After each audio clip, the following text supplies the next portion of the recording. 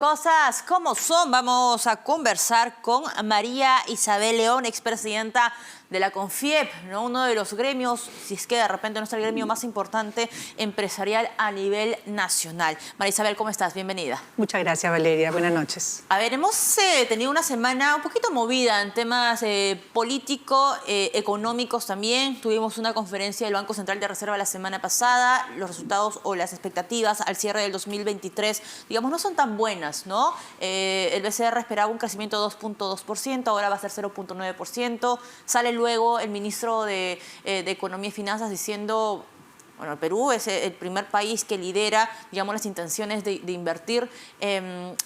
Y tenemos a la presidenta en Estados Unidos, en Nueva York, con un discurso que justo lo conversábamos antes de entrar al vivo, de llamar siempre a la inversión. Y es lo que se suele hacer. Y es lo que naturalmente pues, uno tiene que salir a vender el país y las bondades. Pero ¿encuentras coherente, digamos, el discurso y la realidad nacional, las acciones en materia económica que se están tomando? Claro. Mira, normalmente cuando un presidente de la República sale a un evento internacional, como en este caso es en Naciones Unidas, podría ser cualquier otro en cualquier parte del mundo, lo que suele hacer es tener reuniones con sectores empresariales, que es lo que la presidenta ha hecho con la American Society, que es una especie de CONFIEP en Nueva York, ¿no? Entonces se reúne con una serie de empresarios grandes. Acuérdate que la inversión privada en nuestro país, que es el 80%, de ese 80%, 20% es de empresas extranjeras. Entonces, ella lo que hace es tratar de vender el país, tratar de explicarles que nosotros tenemos estabilidad jurídica, tenemos predictibilidad, que somos un país atractivo para la inversión.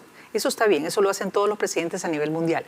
Pero lo que tenemos que tener es un correlato de esa misma historia a nivel nacional. Y acabamos de ver que justamente el gobierno que ella preside anunció que iba a asignar 3 lotes que van a vencer sus adjudicaciones en el próximo mes a Petroperú, ¿no? Sin ningún tipo de licitación. Y ese tipo de mensajes son los que hay que cuidar, porque si uno quiere dar hacia afuera y hacia el interior, por supuesto, del país, una imagen de que somos un país estable, que tenemos predictibilidad y seguridad jurídica, pues hay que comenzar cumpliendo con la ley. Ajá. Ahora, este tema del lote, digamos, de Petroperú, los lotes de Talara 1, 6 y Z69, que han estado, a ver, en el ojo de la tormenta, porque incluso han salido los gremios a decir qué está pasando, ¿no? Porque Petroperú, a ver, no tiene espaldas financieras. El día de hoy tuvimos una entrevista con el ministro de Energía y Minas diciendo, a ver, en temas de utilidad sí hemos rendido, nos ha ido mal en el 2022. ¿Qué está pasando acá? Porque hay un discurso que de repente no se termina de entender para el peruano de a pie. Claro, yo lo que creo es que este discurso de tratar de hacerle creer a las personas que el Estado empresario es exitoso no va a dar ningún buen fruto, porque ya hemos tenido experiencias anteriores desde la época de Velasco en que esto se demostró que no funcionaba. Y hemos tenido también algunas iniciativas en el gobierno, acuérdate, del presidente Vizcarra, cuando el premier que tenía en ese momento anunció alegremente una posibilidad de tener una aerolínea estatal, ¿no? Entonces, el artículo 60 de nuestra Constitución permite que el Estado pueda, digamos, tener una labor empresarial de manera subsidiaria, es decir, cuando no hay un sector privado que lo pueda abordar, y solamente por razones de necesidad o de urgencia, digamos, que sean muy, muy importantes. Y nosotros como peruanos tenemos que cautelar los recursos que tenemos, que estamos en una situación difícil en la que el crecimiento, digamos, o la inversión privada viene negativo hace ya 6 trimestres, ¿no? Y las exportaciones vienen reduciéndose. O sea, el escenario económico, quiero decir, no es el mejor y hay que cuidar el dinero de todos los peruanos. Entonces, anunciar aventuras empresariales desde el Estado a través de una empresa que está financieramente quebrada, que está requiriendo siempre salvatajes y dinero de la bolsa común y que no da utilidades, porque las utilidades que ha manejado a lo largo de los años han sido muy pocas, es francamente un tema que no aguanta ningún tipo de análisis, ¿no? María Isabel, ¿y usted no confía de repente que a ver, la renovada refinería Talara, este barco o este buque llamado Petroperú pueda reflotar? Lo que pasa es que el año pasado pidieron un reflote, que ahora están pidiendo que ya no se devuelva como préstamo, sino que se capitalice, lo cual significa que no se va a devolver. Y se supone que, según lo que he escuchado a un expresidente de Petroperú comentar, que está mejor informado que yo en ese tema, era la última petición petición que hacían de capital y de dinero fresco del Estado. Sin embargo, siguen pidiendo dinero. Entonces, aquí lo que hay que hacer es analizar si realmente vale la pena seguir echándole dinero a ese hoyo negro o utilizamos ese dinero para hacer las obras que el Estado tiene que hacer a favor de la población. Me estoy refiriendo a temas de salud, a temas de colegios. Tenemos una brecha de infraestructura de más de 100.000 millones. Pero ha sido un fracaso. Claro, entonces, si graficamos el dinero para que la gente lo pueda entender, ¿no? Esa refinería ha costado 6.000 millones de dólares, ¿no?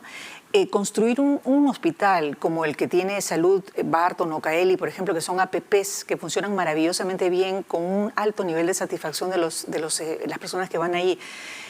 Con ese dinero hubiéramos podido hacer de repente 120 de esos hospitales en todo el país. Entonces, ¿por qué no estamos utilizando el dinero de todos los peruanos de una manera responsable y dejamos que el sector privado sea el que arriesgue sus capitales, el que apueste sus dineros para ver si eso funciona o no? O sea, eso es lo que quiero decir, ¿no? Que no puede ser que el Estado utilice el dinero de todos los peruanos para una empresa que está financieramente quebrada. Financieramente quebrada. ¿Ha sido un fracaso entonces? Bueno, eso es lo que todos los expertos comparten en la información día a día, ¿no? Los montos de los dineros que van a este hoyo negro y que no terminan de refinanciar ni de reflotar la empresa.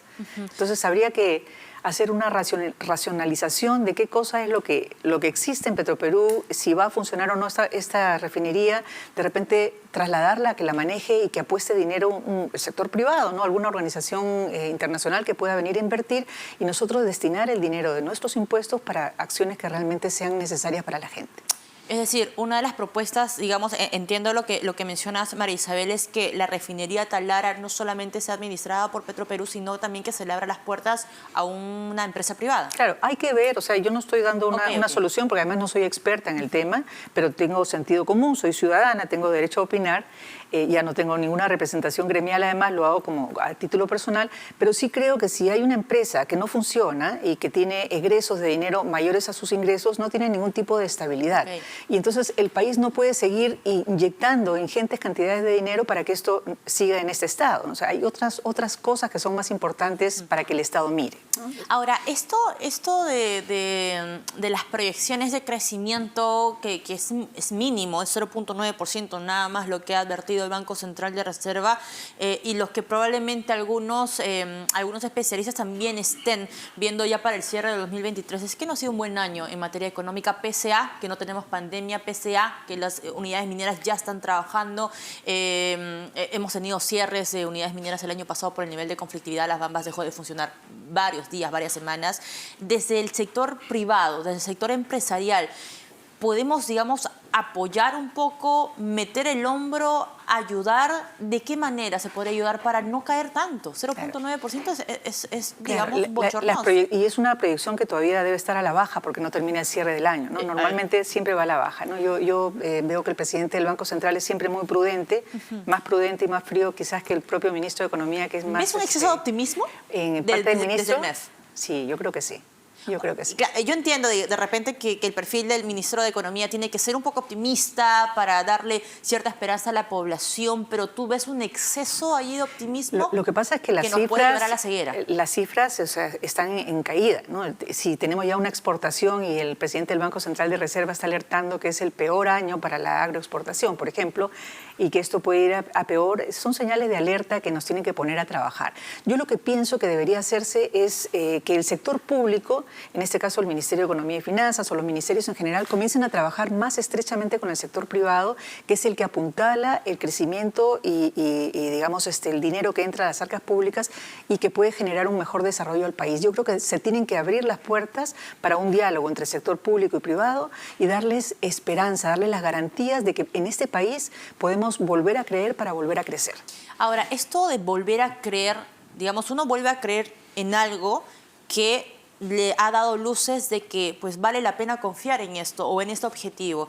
¿Ves que de repente la incertidumbre política ha pesado mucho también en ahuyentar las inversiones? Y cuando me refiero a incertidumbre política hablo de repente probablemente de la rotación enorme que hemos visto en el gobierno de Castillo, de colocar gente que no estaba preparada en puestos claves Ministerio de Ambiente, Ministerio del Interior, Ministerio de Educación, Ministerio de Agricultura con el tema de los fertilizantes y demás, pero además es el Congreso de la República. Claro, yo creo que en general, o sea, ha habido un movimiento político que no ha sido el adecuado, ¿no? Si ya durante la pandemia hemos tenido un retroceso en el crecimiento y un retroceso en la pobreza, porque acuérdate, habíamos logrado llegar a tener un 20% de pobreza a lo largo de los años y de un cachetazo con el COVID, con la pandemia, retrocedimos, claro, retrocedimos a 30%, ahora estamos en 27%, pero eso quiero decirte que es grave, ¿no? Claro. O sea, lo que tenemos que hacer es tratar de promover la inversión, sobre todo privada, para que se puedan generar nuevamente puestos de trabajo y se pueda reducir la pobreza.